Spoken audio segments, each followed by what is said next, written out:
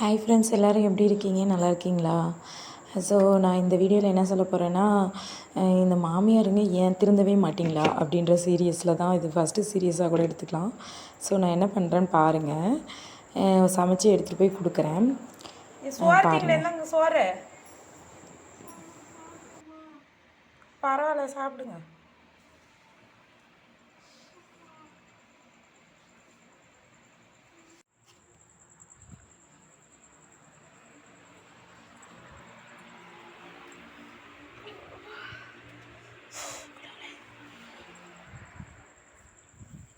சமைச்சு கொண்டு போய் அவங்களுக்கு கொடுக்குறோம்.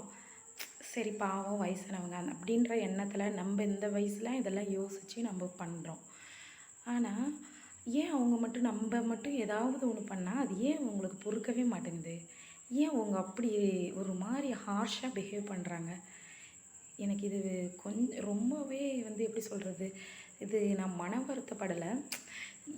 இதுதான் போயிட்டுருக்கு யதார்த்தமாக. ஏன் இந்த மாமியாருங்களாம் இப்படி இருக்கீங்க எனக்கு புரியல. தயவு செய்து என்னைக்காக இருந்தாலும் மருமக தான் உங்களை பார்க்க போகிறாங்க. என்ன என்ன உங்களுக்கு யார் என்ன பண்ண போகிறாங்கன்னு நினச்சிக்கிட்டு நீங்கள் இவ்வளோ ஒரு இதில் இருக்கீங்கன்னு எனக்கு தெரியல. இப்போ நேற்றே என்னோடய அம்மாவுக்கு நாங்கள் இந்த மாதிரி கோவில் போயிருந்தோம். அம்மாவுக்கு அது ஒத்துக்கலை.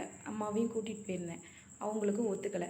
நான் அதனால் அவங்கள கூட்டிகிட்டு போய் என்ன ஆச்சுன்னு நான் தெரியல, எனக்கு தெரியல. அவங்க பேர பிள்ளைங்க, அவங்க கேர் பண்ணுறாங்க. ஸோ இதில் என்ன வந்துருச்சு? அவ்வளோ ஒரு வெறுப்பு. நான் அங்கே போயிட்டு வந்துட்டேன், நான் எங்கள் அம்மா வீட்டுக்கு போயிட்டு வந்துட்டேன்.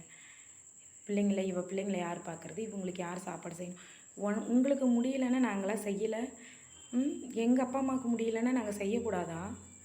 அப்போ அவங்களெல்லாம் யார் பார்த்துக்குவா? ஓ, நீங்கள் பசங்க பெற்றுட்டேன் அப்படின்ற ஒரு திமிரில் இருக்கீங்களா? மாமியார்கள் தயவுசெய்து ஒழுங்காக இருந்துக்கோங்க, அவ்வளோதான் சொல்லிவிட்டேன். அப்புறம் ஆட ஆரம்பித்தா தாங்க மாட்டீங்க. நாங்களும் எவ்வளோ தான் பொறுமையாக போகிறது, பார்த்து நடந்துக்கோங்க, அவ்வளோதான் நான் சொல்லுவேன். இது நீங்கள் எப்படி எந்த ஆங்கிளில் எடுத்துக்கலாம்னு எனக்கு தெரியல.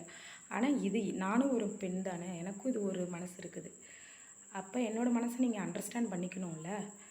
உங்களோட நீட்ஸ் மட்டுமே பெட்டராக கொடுத்தா நாங்கள் எப்படி? கொஞ்சம் யோசிங்க.